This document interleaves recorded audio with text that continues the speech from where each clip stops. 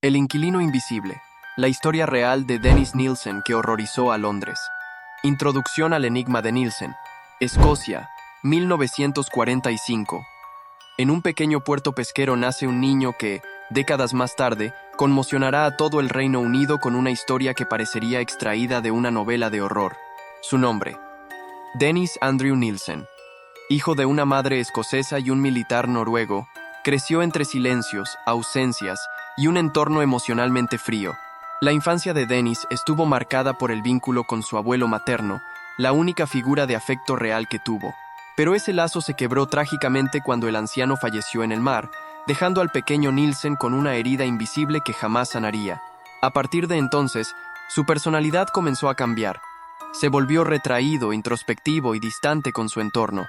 Rechazaba el contacto físico, el afecto familiar, y encontraba consuelo en la soledad. Ya en su adolescencia, optó por ingresar en el ejército, donde destacó por su disciplina y habilidades como cocinero. Pero detrás de esa imagen de funcionario ejemplar, comenzaban a gestarse pensamientos que, con el tiempo, tomarían un rumbo peligroso.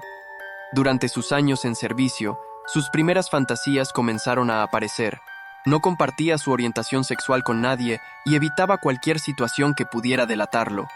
Su comportamiento era meticuloso, su rutina controlada y su vida, cuidadosamente estructurada.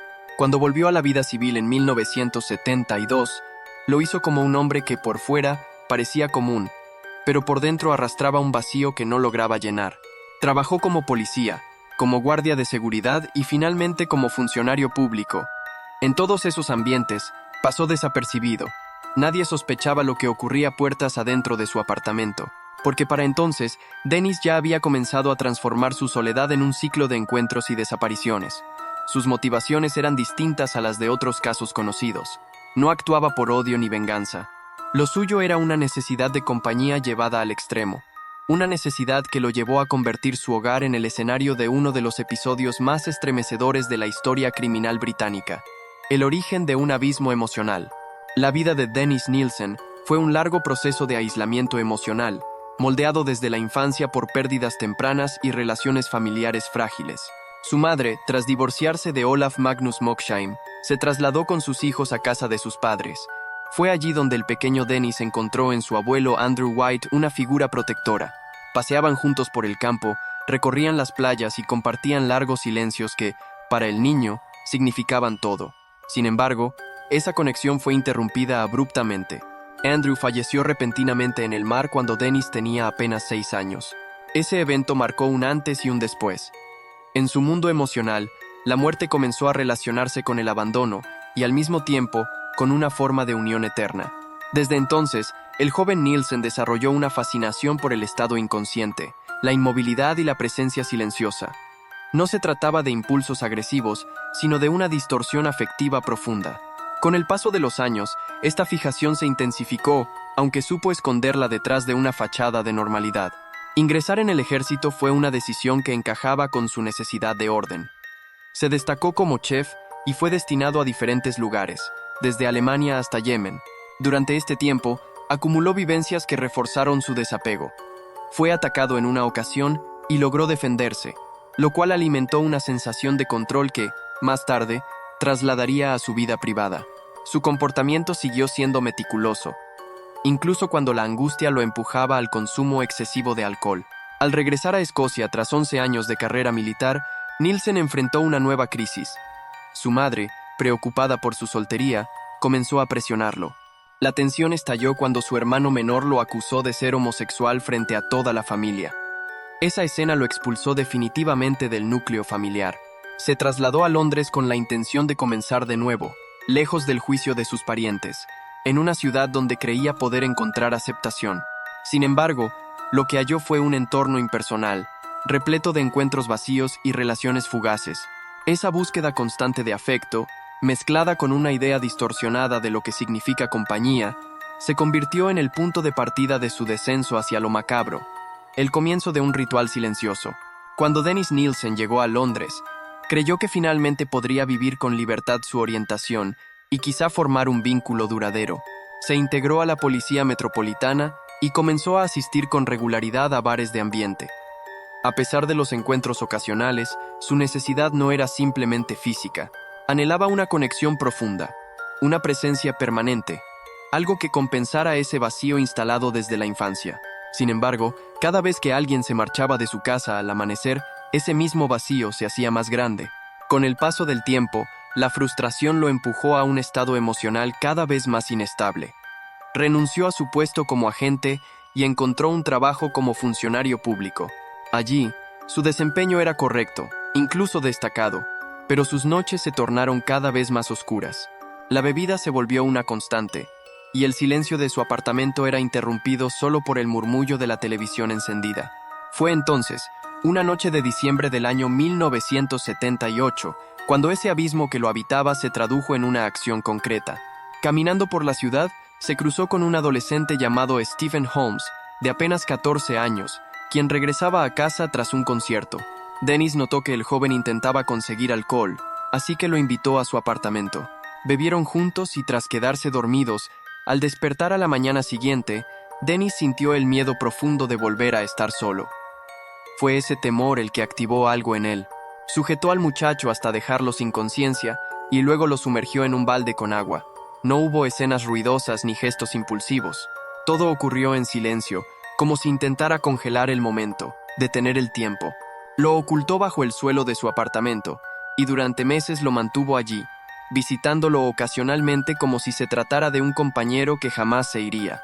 En su lógica trastornada, había logrado lo que siempre había querido, alguien que no lo abandonara.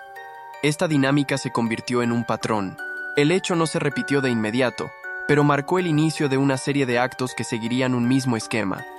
Encuentros casuales, búsqueda de afecto y la necesidad de evitar la partida del otro, a toda costa. Un ciclo cada vez más difícil de ocultar.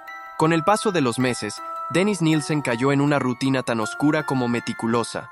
El cuerpo de Stephen Holmes, al principio oculto bajo las tablas del suelo, comenzó a emitir señales inevitables de descomposición. Para contrarrestarlas, Dennis aplicaba desodorantes, insecticidas y cerraba las ventanas para evitar que los vecinos notaran algo extraño. Sin embargo, en verano, el olor se hacía imposible de contener. La humedad, el calor y los insectos se convirtieron en una constante. Aún así, Dennis no mostraba remordimiento. Para él, era la presencia de alguien que nunca lo dejaría. El 3 de diciembre del año 1979, Dennis conoció a Kenneth Ockenden, un turista canadiense de 23 años que había venido a conocer el Reino Unido. Tras compartir una cena y escuchar música juntos, Dennis le ofreció llevarlo a su departamento. Allí, mientras Kenneth disfrutaba de un disco, los auriculares que usaba se convirtieron en el medio con el que Nielsen le quitó la vida.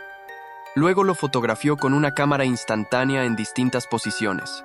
Durante días lo acomodó en su sillón, como si fuese un invitado habitual, y más tarde lo enterró bajo las tablas del piso. El patrón se repitió con Martin Duffy, un joven de 16 años que había llegado a Londres sin permiso de sus padres. Dennis lo encontró en la estación de trenes y lo llevó a su casa con la excusa de ofrecerle una comida caliente. Lo retuvo durante la noche y repitió su ritual silencioso. Con cada caso, Nielsen perfeccionaba sus métodos, y aunque el número de cuerpos bajo su apartamento aumentaba, él actuaba con una calma alarmante. A ojos de sus compañeros de trabajo, era un hombre reservado, eficiente y educado.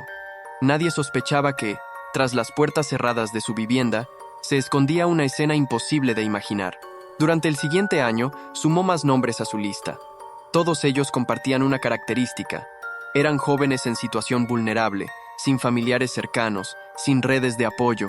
Poco a poco, los restos acumulados hicieron imposible seguir ocultándolos. Para liberar espacio, comenzó a quemar cuerpos en una hoguera improvisada en el jardín, disimulando el olor con neumáticos encendidos. A pesar de la gravedad de sus actos, su comportamiento en la vida cotidiana seguía siendo el de un vecino más. Un cambio de escenario no detuvo la oscuridad. En el año 1981, Dennis Nielsen decidió cambiar de domicilio. Se mudó a un apartamento en un ático ubicado en Cranley Gardens, un barrio del norte de Londres.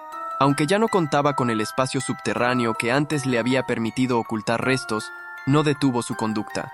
El nuevo lugar, sin acceso al jardín ni trampas en el suelo, lo obligó a buscar otros métodos para deshacerse de los cuerpos.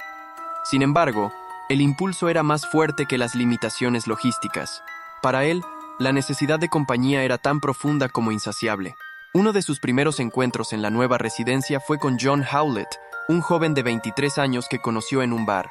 Lo invitó a su casa y, siguiendo el mismo patrón, esperó a que se durmiera para atacarlo. En este caso, la víctima mostró una resistencia inesperada. El forcejeo fue largo y violento, pero finalmente Dennis logró inmovilizarlo. En lugar de ocultar el cuerpo, optó por segmentarlo y utilizar bolsas plásticas para dividirlo en partes. Algunas de ellas fueron lanzadas al inodoro, otras fueron colocadas en bolsas que guardó dentro de armarios y cajones. Poco tiempo después, conoció a Graham Allen, un hombre de 27 años que aceptó su invitación para cenar. Mientras comía, Dennis repitió su procedimiento. En este caso, dejó el cuerpo en la bañera durante varios días antes de disponerlo por partes. El patrón se repetía una y otra vez. Encuentros casuales, bebida compartida, ataque sorpresivo, ocultamiento de restos. Pero con cada nueva víctima, el margen de error se reducía. La falta de espacio y la acumulación de restos comenzaron a traer consecuencias inevitables. El caso más trágico fue el de Stephen Sinclair, un joven de 20 años con problemas de adicción. Fue visto por última vez entrando al edificio con Dennis. Después del suceso, los restos de Stephen fueron colocados en una caja debajo de la bañera. Poco después, las cañerías del edificio comenzaron a presentar problemas. El olor era insoportable y el drenaje se colapsaba constantemente. Los inquilinos empezaron a quejarse y finalmente un plomero fue llamado para revisar el sistema de desagüe.